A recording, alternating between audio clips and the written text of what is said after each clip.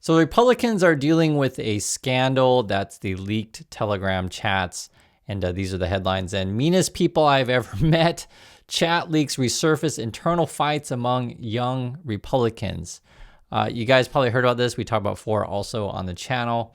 And the issue is that much of the Republican base is like this. This is the reality.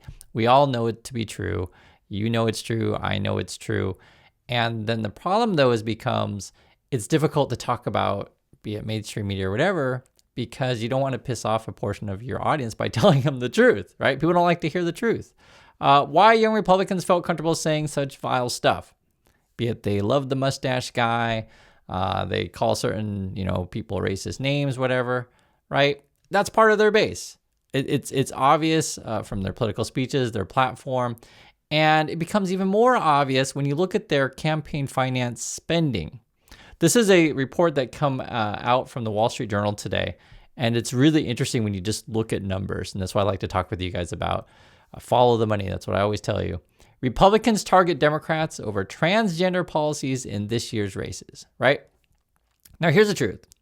What does the average American actually truly care about?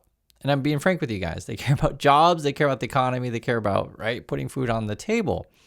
How the Republicans get people to vote against their better interests is to basically wave a bunch of racist and bigoted dog whistles at them. That's essentially how it is, right?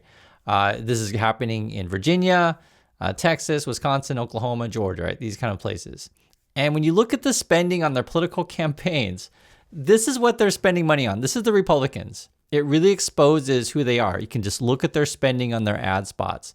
So they're focusing on transgender bathrooms in sports.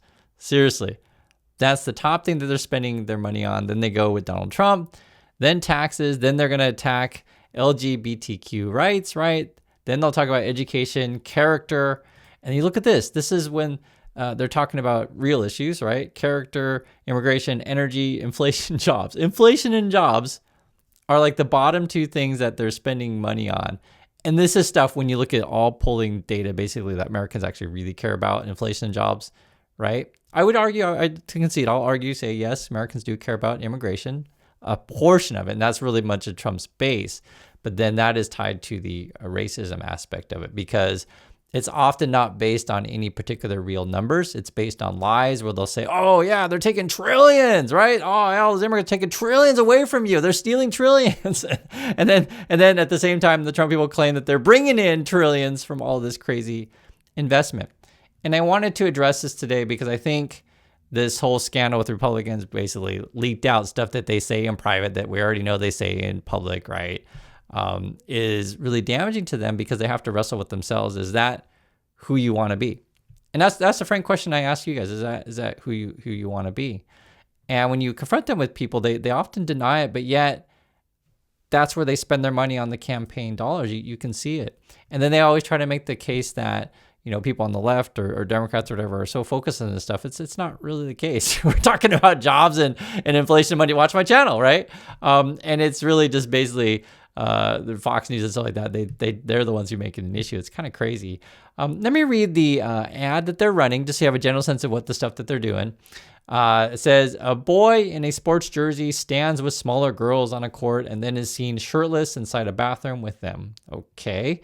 A girl in a towel shrieks in terror. Abigail Spanberger is an extreme as it gets, says the narrative, the television ad that recently began airing in Virginia. A year after Donald Trump's presidential campaign unleashed $37 million in transgender-themed issue ads, that's seriously a Republican issue. They just, like to spend money on that stuff. Against Democratic rival Kamala Harris, Republicans are returned to the cultural flashpoint ahead of next month's election, including Virginia's race for governor. Plan to highlight it again in the 2026 midterm contest. So that's what the Republicans spend their money on. They're really concerned about this stuff. And that's why I told you guys it's hard to have these conversations with MAGA people in your life, because oftentimes it's just the reality. And this is why I'm being truthful with you guys. Oftentimes there's a certain portion of the population, say, that are just hung up on their bigoted and racist beliefs, right? It has nothing to do with the economy, nothing to do with jobs. And they want to hold on to these things because the Republicans, they say, guys, the Republican point of view, guys, you You're going to get, help for billionaires, right? That's what you're going to get if you vote for us. And you're going to get higher prices and everything. You're going to lose your health care. But hey, we're going to protect you from those trans people that are just everywhere. Everyone's going to be trans. And if you actually just honestly, just talk without any emotions, right? Just be sincere about this stuff. Do you think that really affects your pocketbook in your job, right? The whole trans stuff. That's why it's a joke. The whole thing's a joke. The Republicans are a complete joke, but they're able to run this scam because they're filled with racists and bigots. And I hate to be mean about it today, but sometimes I just feel like telling you the truth on this stuff because, I didn't even know it was this bad in terms of how much money they spend on these ads and what they're spending on. It's absolutely crazy. And then when you talk about the stuff that I think really matters, here's the other problem. Because Republicans are all about cutting education and just perfectly frank, they want you to be dumb, then you won't ever really talk about the real issues. And so right here, first Ford, now Jeep automakers are hit by lack of parts. And gee, what do you think happens? What do you think happens when Trump makes enemies of everyone around the world? What do you think happens? What do you think happens when Trump puts tariffs on everything, making costs go up for multiple companies? What do you think happens, right? It really damages the economy.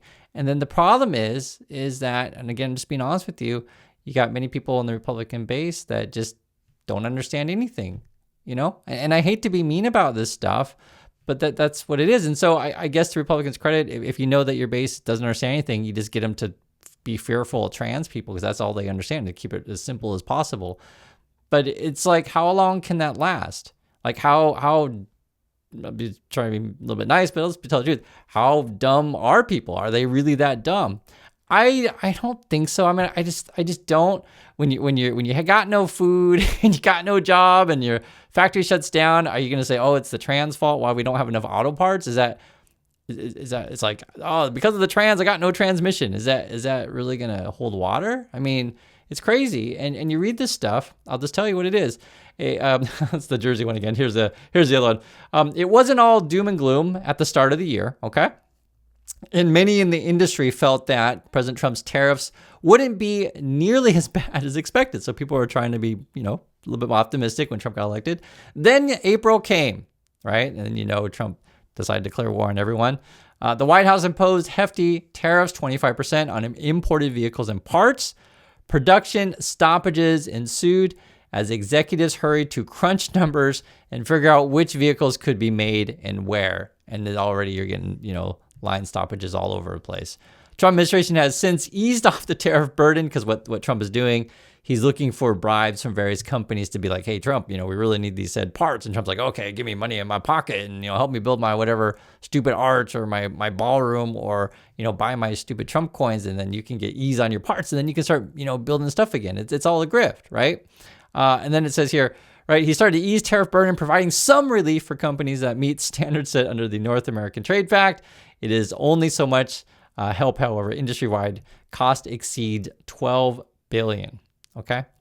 And then on top of that, as I want to show you guys more that's going on in the world, the U.S. passport is dropping out of the top 10 for best passport. We're, I think, number 12 now. I have a U.S. passport, so I'm concerned about this stuff, right? It directly impacts me, where I can go, how easy it is to travel, and also just it's a good reflection on how Trump is damaging U.S. place in the world. Relationships around the world matter, right? Just think in terms of just common sense, which I think is pretty common. Would you rather be with someone who's like making friends with everyone? Friends meaning doing business with people, right? Or do you want to be with someone who's like dividing people at home, making enemies abroad, costing you more money, losing your job? And then their strategy then to convince you to keep voting for a Republican is, hey guys, we're going to protect you from the trans. And they're spending all their ad dollars on trans stuff. Think how stupid this stuff is. And that's why it's so hard to talk about politics in the USA, because we're not even in the realm of reality. That's the best way to put it. But if you are curious, this is actually really interesting regarding the passport situation. It says the top 10 most powerful passports for 2025. So number one is actually Singapore. If you're in Singapore, I'd love to hear your thoughts on this stuff. If you guys are like, hey, yeah, we're talking about it all the time, we have the best one. Number two is South Korea. That's where I live. My wife is Korean. 3 is Japan. Then you got 4, which is a bunch of countries. You got Germany, Italy, Luxembourg, Spain, Switzerland. 5, Austria, Belgium, Denmark, Finland, France, Ireland, Netherlands, and like a whole slew of countries. And then 12 at the bottom there is USA and Malaysia. So we've dropped out of the top 10. And Canada's at number 9. So you gotta catch up to Canada, at least USA, but Canada's kicking your butt. But basically, it just shows that other countries are moving ahead of the USA in terms of developing partnerships and relationships. Now, I don't want to paint everything as doom and gloom, okay? Because I want to show you guys something that I just think is fantastic. This is the Los Angeles Dodgers. So I used to live in LA, so I like the Dodgers. I like baseball, I like sports. And Shohei Ohtani is absolutely fantastic. If you guys have been following this story, if you follow sports. The headlines, it was just yesterday I saw it, is like, may have played the greatest game ever. The dude, he's a pitcher and he hits. He had like 3 home runs and 10 strikeouts in the same game. And this is a playoff game, right? I mean, if you just had 10 strikeouts in the game, you'd be like, man, that guy's a great pitcher. But if you're like 10 strikeouts and 3 home runs, it's absolutely bonkers. The reason why I'm bringing up Shohei is, and I'll just be frank, this represents what America could be if you be a place to where you pick the top talent, regardless of where they come from, regardless of what language they speak, regardless of whatever religion. You just get the best people you possibly can. We're using the example of baseball, but it could be anything. If you treat everything like, say, picking the best coders or picking the best doctors, picking the best people who find the cure to cancer, right? Have the best universities attract the top people, no matter where you come from, no matter what you look like, no matter what you believe. That will make America strong, right? That's how you build winning teams, championship teams. And so, like, I know it always seems like there's too many Trumpers out there who want to live in their little holes and, hate the world, I guess, and lose all your jobs. But this is the reality. That's not going to be forever. That portion of population will keep getting smaller and smaller. This is their last, chance with the Trumpers. I get it with the Republican, young Republicans. They like going to hold on to their, bigoted ways or whatever. But there's only so much that you can be in that small group of people as the rest of the world leaps ahead of you.